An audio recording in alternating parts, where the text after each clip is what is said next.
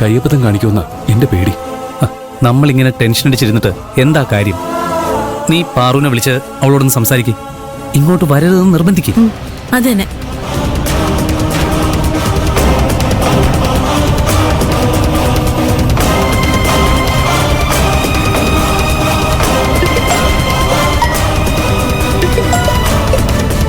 എന്താ പ്രേം ചേട്ടാ?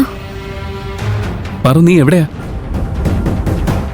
ഓട്ടോയുടെ ശബ്ദം കേൾക്കുന്നുണ്ടല്ലോ. ഞാൻ അങ്ങോട്ട് വന്നോണ്ടിരിക്കുക. നീ ഇവിടെ വന്നാ എന്തൊക്കെ പ്രശ്നം ഉണ്ടാവുമെന്ന് നിന്നോട് ഞാൻ വ്യക്തമായിട്ട് പറഞ്ഞല്ലേ. എന്നിട്ട് നീ എന്തിനാ ഇങ്ങോട്ടേക്ക് വരുന്നേ? ദേവി, ഇത് നീ ഒന്ന് തിരിച്ചു പോ പാറു. നമുക്ക് നേരിട്ട് കണ്ട് സംസാരിക്കാം. പാറു, ഞാൻ പറയുന്ന ഒന്ന് കേക്ക്. Hello hello Paru.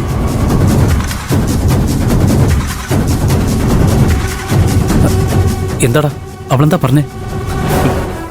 ഞാൻ പറയുന്നൊന്നും അവള് കേൾക്കുന്ന പോലുമില്ല. ഫോൺ കട്ട് ചെയ്തു. അവൾ എന്തായാലും വരും.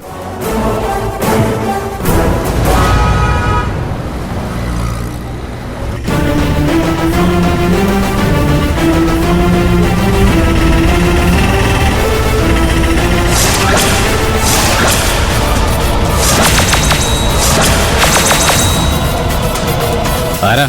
എന്ത് വേണം? മര്യാദയ്ക്ക് അവളെ ഇറക്കി വിട്ടിട്ട് പൊയ്ക്കോ, ഇല്ലെങ്കിൽ അവക്ക് കൊടുക്കാനുള്ള കൂട്ടത്തിൽ നിനക്കും കിട്ടും.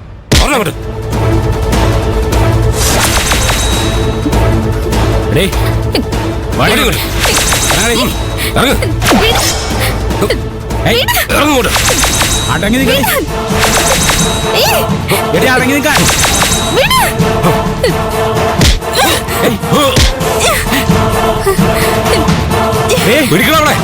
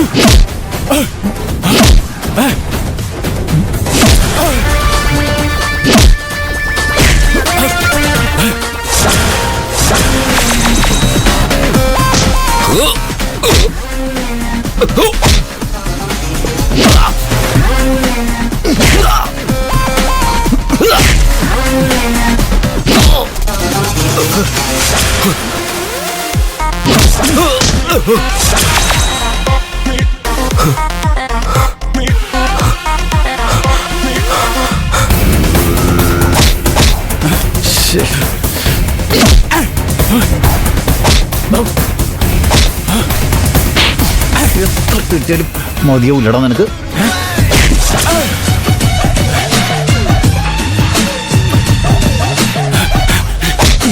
ഇവിടെ നിൽക്കണേ.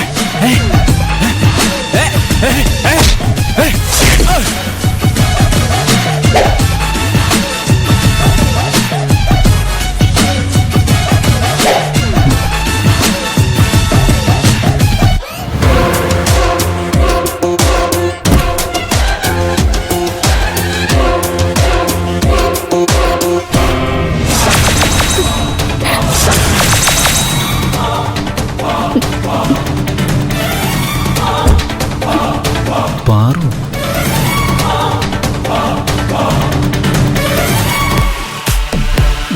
പാർവതി എന്താ ഇതിനകത്ത്?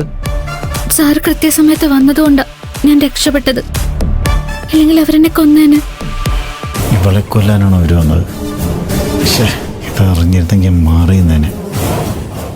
കഷ്ടായിപ്പോയി. ആരാ പാർവതി അവര്? എന്തിനെ തന്നെ കൊല്ലാൻ ശ്രമിച്ചത്? അറിയില്ല സാർ. കൈലാഷിന്റെ ബർത്ത്ഡേ ഫംഗ്ഷനല്ലേ പോകുന്നത്? ഞാനും അങ്ങോട്ട് തന്നെയാ. നമുക്ക് ഒരുമിച്ച് പോവാം. അവരിനി വരാൻ സാധ്യതയുണ്ട്. വെറുതെ റിസ്ക് എടുക്കണ്ട.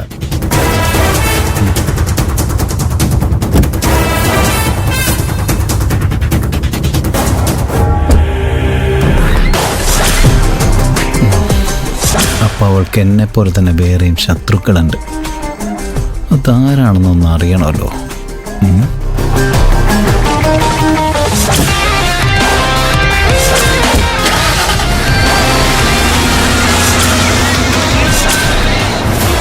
കൈലാഷ് സാറ് ഫാമിലിയുടെ കൂടെ അമ്പലത്തിലേക്ക് പോയത് എന്തായാലും നന്നായി. അവര് വരാൻ കുറച്ച് സമയമെടുക്കും. അവര് വരുന്നതിന് മുൻപ് പാറു എത്തിയ എങ്ങനെയെങ്കിലും അവളെ കാര്യങ്ങളൊക്കെ പറഞ്ഞ് മനസ്സിലാക്കി തിരിച്ചയക്കാൻ ശ്രമിക്കാം. ഇത്രയും നേരം ഞാൻ പറഞ്ഞാൽ കേൾക്കാത്ത ആളിന് ഇവിടെ എത്തിയിട്ട് മനസ്സ് മാറുമെന്ന് നിനക്ക് തോന്നുന്നുണ്ടോ? നീ ഒറ്റയ്ക്കല്ലല്ലോ, ഞങ്ങളും കൂടി സംസാരിക്കാം. അതെ, നമ്മളെല്ലാരും കൂടെ നിർബന്ധിച്ചാ പാറു സമ്മതിക്കും. എന്തായാലും കൈലാഷ് സാർ അമ്പലത്തിൽ നിന്ന് തിരിച്ചു വരുന്നവരെയുള്ള സമയമുണ്ടല്ലോ.